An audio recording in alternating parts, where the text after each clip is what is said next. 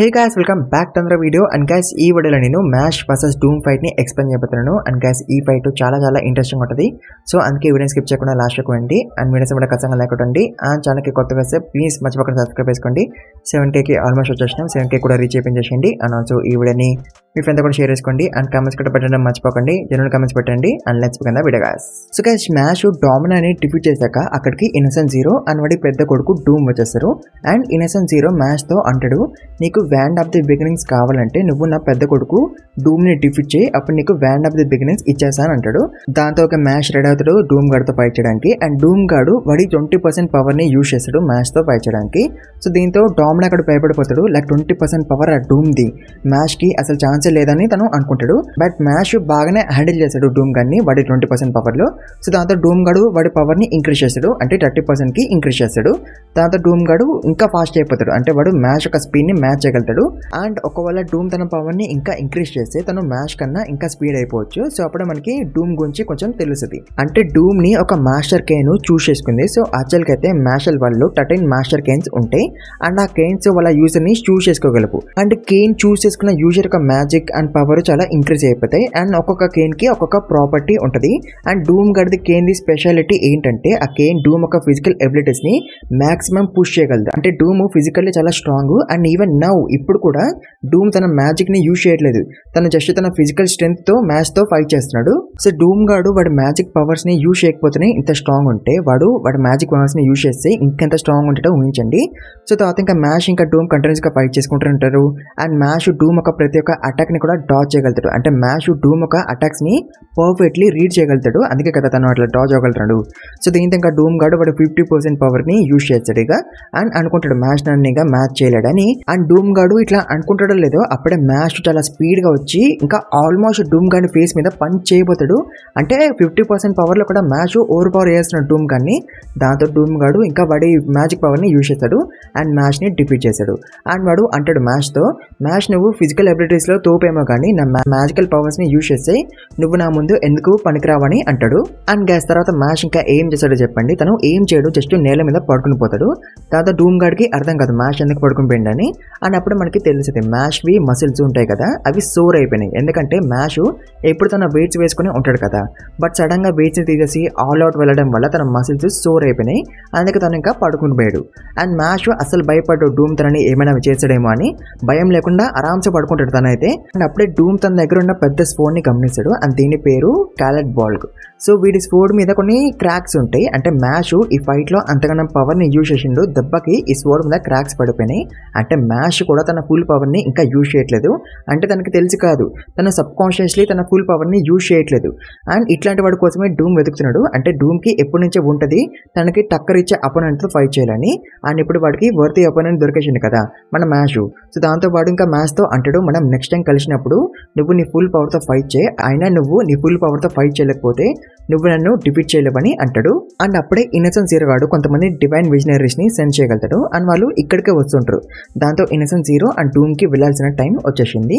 But వెళ్లే ముందు innocent zero గాడు తన మ్యాగ్మా పవర్ ని అండ్ డార్క్ పవర్ ని యూజ్ చేసి మ్యాష్ మీద అటాక్ చేస్తాడు. సో దట్ ఈ డార్క్ మ్యాగ్మా మ్యాష్ కి టచ్ అవుతే మ్యాగ్మా ఫుల్ గా మ్యాష్ ని అబ్జర్వ్ చేసుకోవడానికి, అంటే మ్యాష్ ఒక నల్ వాడికి వెళ్ళిపోతాడు ఒకవేళ ఈ మ్యాగ్మా తనకి టచ్ అవుతాయి. అండ్ మ్యాష్ అయితే అసలు కదలలేకపోతాడు ఎస్కేప్ అవడానికి కూడా. అండ్ తనకి ఆల్మోస్ట్ మ్యాగ్మా టచ్ అవ్వబోతుంది. బట్ అప్పుడే డామినా వచ్చి మ్యాష్ ని సేవ్ చేస్తాడు. అండ్ డామినా మ్యాష్ తో అంటాడు, ఈ రోజు వరకు నా అయ్యా నన్ను ఒక టూల్ లాగా యూజ్ చేసుకుంటూ నన్ను ఒక మనిషి లాగా కూడా చూడలేదు.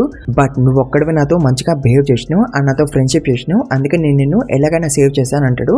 అండ్ డామినా తన మిగిలిన వాటర్ పవర్ తో మ్యాష్ ని షూట్ చేస్తాడు. దాంతో మ్యాష్ ఈ మ్యాగ్మా ఏరియా నుంచి దూరంగా పడిపోతాడు. అంటే తను ఇంకా బ్రతికిపోతాడు. బట్ ఈ ప్రాసెస్ లో డామినా మ్యాగ్మాలో ఇరుక్కపోతాడు. అంటే డామినా తనని తను సాక్రిఫైస్ చేసుకుంటాడు ఫర్ మ్యాష్.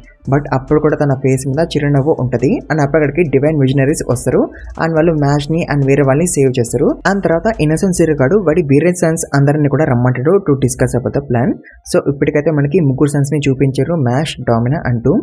బట్ ఇంకా ముగ్గురు ఉన్నారు కదా, సో వాళ్ళ గురించి ఇప్పుడు నేను చెప్తా. సో ఫోర్త్ సన్ పేరు ఢిల్లీ దాస్టర్ అండ్ వీడు ఒక 50 ఎల్ఫ్ వారియర్స్ ని లేపేసిండు. అంటే ఎల్ఫ్ వారియర్స్ చాలా టఫ్ కొంటారు, అలాంటిది వీడు 50 ఎల్ఫ్ ని లేపేసిండు అంటే వీడు చాలా స్ట్రాంగ్ అని అర్థం. అండ్ టామ్నే కన్నా వీడు చాలా స్ట్రాంగ్, అందుకే వీడు 4th పొజిషన్ లో ఉన్నాడు. అండ్ థర్డ్ సన్ పేరు ఎపిడమ్ అండ్ వీడికి ఇన్నోసెంట్ జీరో గాడు జేమ్స్ ని లేపడానికి పంపేశాడు. అండ్ వీడు వెళ్తాడు కూడా, కాకపోతే వీడు చాలా స్పీడ్ గా తిరిగి వచ్చేసాడు. దాంతో అందరూ అనుకుంటారు వీడి మిషన్ ని పూర్తి చేయలేదని, బట్ వీడు చాలా తక్కువ టైంలోనే జేమ్స్ ని వేసి పడేసిండు, అందుకే త్వరగా తిరిగి వచ్చేసిండు. అంటే ఎపిడమ్ గాడు ఢిల్లీ దాస్టర్ కన్నా స్ట్రాంగ్ అని అర్థం, అందుకే వీడు థర్డ్ పొజిషన్ లో ఉన్నాడు. అండ్ సెకండ్ సన్ పేరు ఫెమిన్. సో వీడు చూడడానికి జోకర్ లాగా కనిపిస్తాడు అండ్ వేషాలు కూడా అలానే వేసాడు జోకర్ లాగా. అండ్ ఆఫ్ కోర్స్ ఢిల్లీ దాస్టర్ కన్నా అండ్ ఎపిడమ్ కన్నా వీడు చాలా స్ట్రాంగ్, అందుకే సెకండ్ పొజిషన్ లో ఉన్నాడు వీడు. అండ్ తర్వాత డిస్కషన్ స్టార్ట్ అవుతుంది అండ్ ఇన్నోసెంట్ జీరో వీళ్ళందరితో చెప్తాడు డామినా ఓడిపోయాడని, అది కూడా మ్యాజిక్ లేని వాడితో. దాంతో అఫ్కోర్స్ వీళ్ళందరూ ఏమీ సాడ్గా ఫీల్ అవ్వరు, మా తమ్ముడు చనిపోయిందని. ఇంకా వీళ్ళు డామినాని వేసుకుంటారు మ్యాజిక్ లేని వాడితో ఓడిపోయినని. అండ్ తర్వాత ఇన్నోసెంట్ జీరో గాడు చెప్తాడు మన ప్లాన్ ని కరెక్ట్ గా 1 month తర్వాత సోలార్ ఎక్లిప్స్ రోజు స్టార్ట్ చేద్దామని. అండ్ అప్పుడే డూమ్ గాడు అంటాడు మనం మ్యాచ్ ని మర్చిపోయినాం, మ్యాచ్ తన ఫుల్ పవర్ తో ఫైట్ చేయట్లేదు, నేను మ్యాచ్ తో ఫైట్ చేస్తా, అది కూడా తను ఫుల్ పవర్ లో ఉన్నప్పుడు అని డూమ్ గాడు అంటాడు. అండ్ వేసే మనం మ్యాచ్ ని చూసాం, అతను ఇంకా కదలలేకపోతాడు, అంటే తన మసిల్స్ ఇంకా క్యూర్ అవ్వలేదు. సో దాంతో మ్యాచ్ ని మిలడోల్ ఏమీ దగ్గరికి పట్టుకుపోతారు to heal his muscles. And ఏమీ ఎవరో మీకు తెలుసు కదా, తను ఆడమ్ శిష్యుల్లో ఒకరితే. అండ్ ఆడమ్ కానీ ఇంకో ఇద్దరు శిష్యులు ఎవరు, Wahlberg and innocent zero. And also ఏమీ తన హీడేలో వాల్బర్గ్ కన్నా చాలా స్ట్రాంగ్ అంట. సో తర్వాత ఏమీ తన మ్యాజికల్ చైన్స్ అయితే మ్యాచ్ ని క్యూర్ చేస్తుంది, దాంతో మ్యాచ్ మళ్ళీ కదలగలుగుతాడు. అండ్ ఏమీ మ్యాచ్ తో అంటది మ్యాచ్ ఈ రోజు నుంచి ఇంకో 30 days లో ఇన్నోసెంట్ జీరో వాడి ఫుల్ పవర్ లోకి రీచ్ అయిపోతాడు, బికాస్ ఆ రోజు సోలార్ ఎక్లిప్స్ కాబట్టి. అండ్ ఆ రోజే వాడు కన్ఫర్మ్ గా మ్యాచ్ వాళ్ళ మీద అటాక్ చేస్తాడు, అంటే మ్యాచ్ దగ్గర ఓన్లీ 30 days మాత్రమే టైం ఉంది to become strong. And match ఎంత పవర్ఫుల్ అవ్వాలంటే మ్యాచ్ ఇన్నోసెంట్ జీరోని డిఫీట్ చేయాలి, వాడి కొడుకుల్ని డిఫీట్ చేయాలి అండ్ వాడి సోల్జర్స్ ని డిఫీట్ చేయాలి, అంటే మ్యాచ్ చాలా స్ట్రాంగ్ అవ్వాలి ఇప్పుడు. అండ్ ఇప్పుడు కరెంట్ స్టేట్ లో మ్యాచ్ ఇన్నోసెంట్ జీరోని కాదు కదా, వాడి పెద్ద కొడుకు డూమ్ ని కూడా డిఫీట్ చేయలేడు. అలా ఎందుకంటే మ్యాచ్ తన ఫుల్ పవర్ ని యూజ్ చేయట్లేదు, చెప్పాను కదా ఆల్రెడీ, సబ్ కాన్షియస్లీ మ్యాచ్ తన ఫుల్ పవర్ ని యూజ్ చేయట్లేదని. అందుకే ఇప్పుడు ఏమీ మ్యాచ్ కి ట్రైనింగ్ ఇవ్వబోతుంది, మ్యాచ్ తన ఫుల్ పవర్ ని యూజ్ చేయడానికి. అండ్ ఈ ట్రైనింగ్ ఏమి ఇట్లాంటి ట్రైనింగ్ కాదు, ఇది చాలా హాట్ ట్రైనింగ్. ఈ ట్రైనింగ్ లో ఓన్లీ 0.1% మెంబర్స్ మాత్రమే పాస్ అవ్వగలుగుతారు, అంటే 1000 లో ఓన్లీ ఒక్కడు మాత్రమే పాస్ అవ్వగలుగుతాడు, మిగతా 999 మెంబర్స్ ఫెయిల్ అవుతారు, అంటే అంత హాట్ ట్రైనింగ్ ఇది.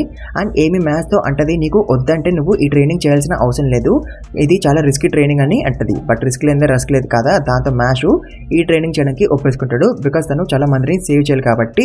అండ్ ఫైనల్ ఫైట్ అవ్వడానికి ఇంకా 30 days మాత్రమే టైం ఉంటుంది. అండ్ గైస్ దీంట్లో ఫైట్స్ అన్ని కూడా చాలా ఇంట్రెస్టింగ్ ఉంటాయి, సో అందుకే ఈ వీడియోస్ ని కూడా సపోర్ట్ చేయండి. సోలో లెవెలింగ్ మాత్రమే కాదు, ఈ వీడియోస్ కూడా సపోర్ట్ చేయండి కొంచెం ప్లీజ్.